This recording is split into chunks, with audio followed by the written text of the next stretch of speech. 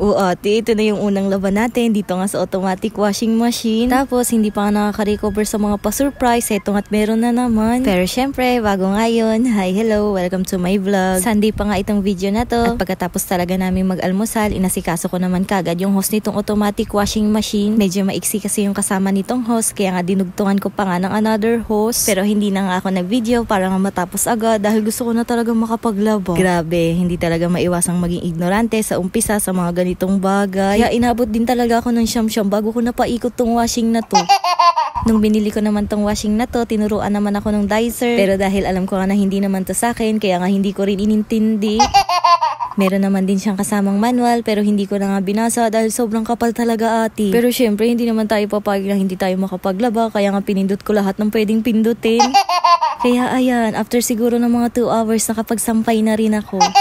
And in fairness ha, nakakalaba din talaga siya ng maayos. Tapos hindi ka na talaga mahihirapang maglaba dahil pagkakuha mo ate, isasampay mo na nga lang. Kaya hindi na rin talaga mababasa ng mga tulo ng sinampay. Tapos na-worries na nga rin sa tag-ulan dahil nadadryer na din talaga yung mga damit. Oh ha, hindi pa nga tayo nakakahinga-hinga dito sa mga pa-surprise ni ma'am. Meron nga na naman ulit. Pa 17k followers surprise niya nga din daw ito sa akin at medyo nahuli nga lang daw. Pero ito nga mga pinagbibili niya sa akin ng mga nakaraan, sobra-sobra na kaya grabe din talaga. Kaya muli, maraming salamat po kay ma'am dahil halos tinupad niyo na talaga yung mga pangarap ko lang noon. O siya, bago pa tayo magkaiyakan dito, i-unbox na natin to.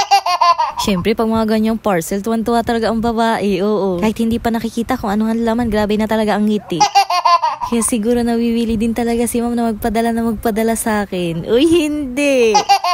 Siyempre ate, binigyan ka lang nga, alangan naman sumimangot ka dyan. Oh, hindi nyo kinaya, may bago na tayo chopping board. At parang bet ko talaga ito palagyan ng Mami Jane. Oh, siyempre alam nyo na kapag may mga ganyan na silikon na sandok, meron nga na naman tayong mga bagong lutuan. Pero ito nga muna yung nakuha ko. Grabe, ang gaganda nito mga kutsilyo. At kinilig din talaga ang Papa J dyan, oo. Tapos ito na ate, meron nga akong nakuhang takip. At hindi lang isa, kundi dalawa. Siyempre matik na nga yan na meron nga na naman tayong bagong lutuan at dalawa pa nga. At ito na nga yung isa, grabe, sobrang ganda din talaga nito. Ganyan nga yung kulay niya pero napaka-aesthetic pa nga rin. Tapos ito nga yung isa, another karote brand nga na naman. At dahil nandito nga ang Papa J, siya na nga rin yung pinaglagay ko ng mga handle. At ito na nga yung pinakalas na bubuksan natin at medyo mabigat nga to. Tanghula ko talaga dito mga plato at tama nga ako, sobrang gaganda. Matadagdagan na naman yung hugasin natin.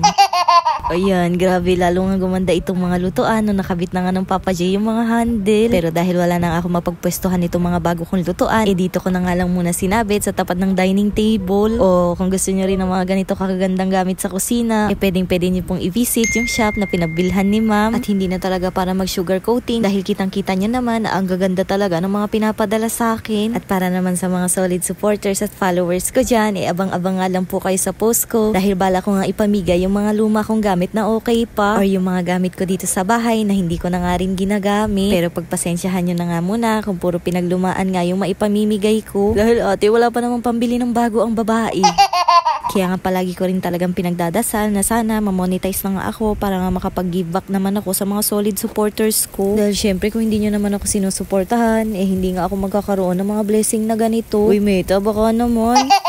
O siya, bago pa nga matapos itong mini vlog natin, i-flex ko na nga muna itong mga star sender ko na to. Syempre hindi ko yan sila para ipagdamot sa inyo, kaya kung gusto nyo ring masendan, i-follow nyo na sila, dali. Oops, teka lang. Kapag may nakita kayong ad sa dulo ng video na to, baka naman pwede mag nyo ng skip. Wala akong 30 seconds yan, mga mi. Salamat!